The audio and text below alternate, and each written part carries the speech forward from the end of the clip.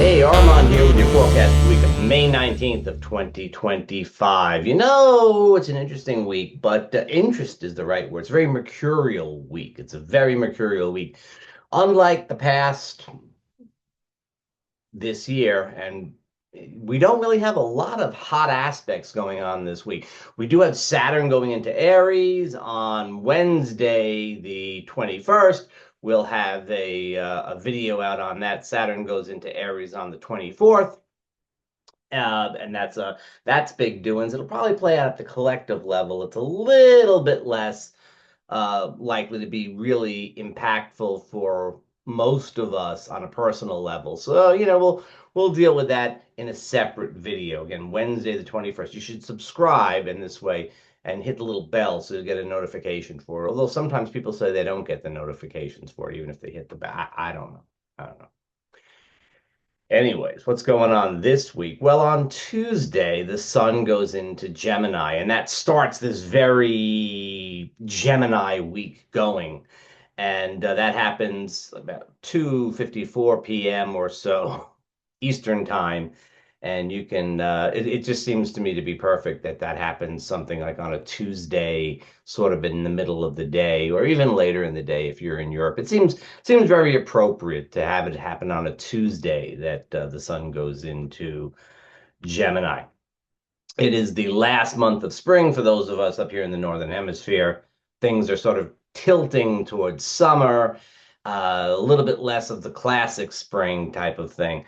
But, it depends where you are. Some of you are in Australia, and then you've got the last month of autumn. Depends. Depends. I don't know. I never see pictures of Australia with snow. I would love to know if that happens. I mean, I know that some of the bigger cities are in the farther to the south. I assume they get snow, but I never see pictures of it. Anyways, the sun goes into Gemini, and then the rest of the week is kind of taken up with Mercury. And, to break it down into little bits and pieces doesn't really do the job.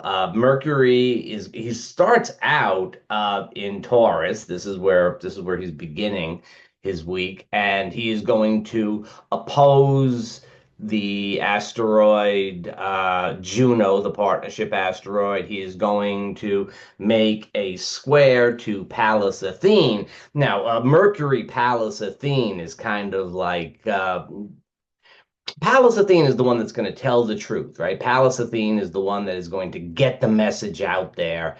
And, where this is the goddess of wisdom carrying a spear. And then there's Mercury, the cosmic messenger. So you think this would be a great time for communication.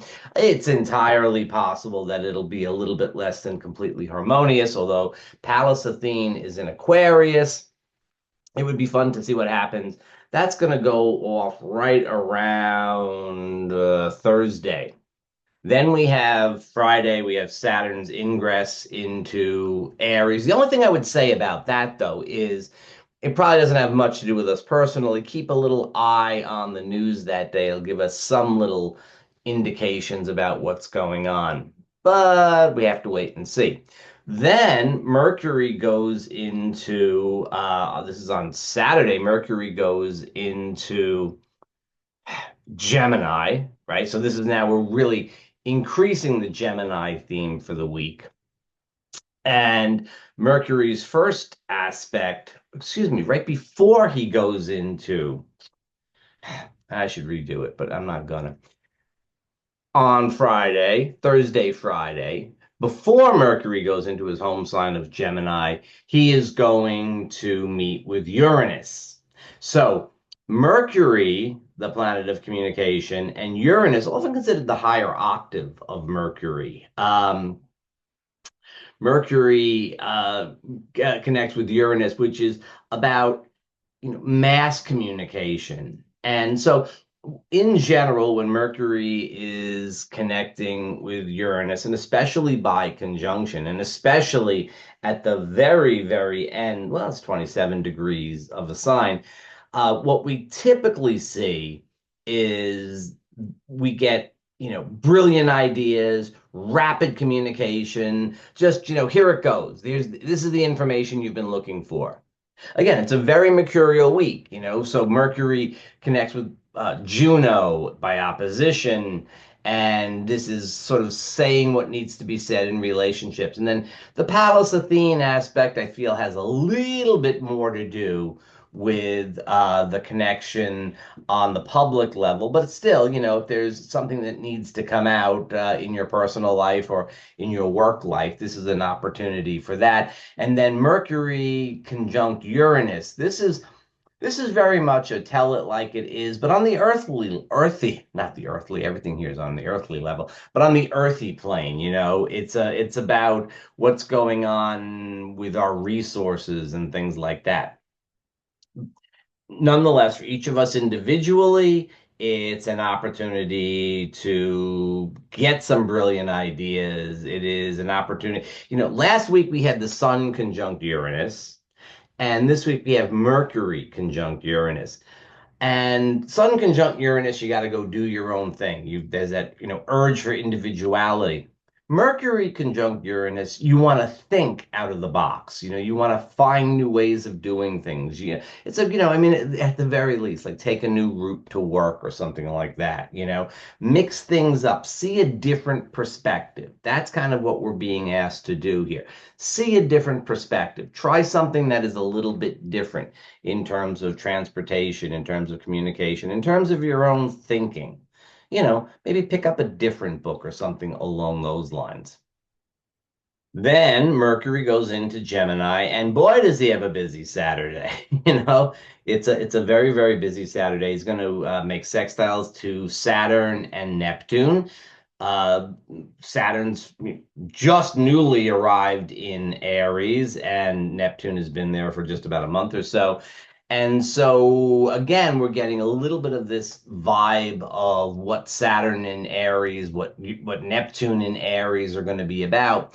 And it's likely to be communicated, it's liable to be communicated fairly directly. And Mercury is able to sort of analyze. He's in Gemini now. He's able to analyze and figure stuff out a little bit more than he has been able to do recently. He does okay in Taurus. In Taurus, Mercury does great if he's got some facts to work with. He's got some concrete stuff. But the ideas themselves can be played with when Mercury is in Gemini. So it's something to see. Anyway, the overview of this week is simple enough. It has a lot to do with communication. It has a lot to do with getting the message out. It has a lot to do with that kind of revolutionary energy of Uranus, because Mercury is meeting with Uranus. And so maybe some of the things that are kind of, Uranus is a little bit out there in the ether, and Mercury kind of transmits some of those higher, maybe they're higher, I don't know, they're not always higher, some of those higher ideas and ideals down to us here at this level. And then Mercury goes on to perhaps stabilize things by the connections to Saturn and Neptune, although really Saturn in Aries doesn't describe stabilizing things that much, and neither does a connection to Neptune in Aries. But it is, there are harmonious aspects. I would say that as we're waning into the new moon on Monday, which I'm not going to talk about now because we're going to talk about next week. But as we wane into Monday's new moon, the weekend might be a little bit more subdued. I would say, if there's some socializing or some thing to do, you might want to aim for Thursday, or I would say Friday will probably be better. Things are going to kind of sort of wind down a little bit towards the new moon. Still, it's Gemini, and if you're in the Northern Hemisphere, it's springtime, so, we'll have to see what happens. Okay, no, don't wait. It'd be silly to wait, especially with all this mercurial energy. I'm surprised you've listened this long. Wait for the video to come out on Wednesday about Saturn and Aries. I'm going to cover what's going on for each sign over the course of the next 3 years, and of course the overview for what we're all likely to be experiencing with this very, very significant placement. Saturn hasn't been in Aries since the late 90s, so we're going to get a little bit of a refresher course. Okay, see you guys.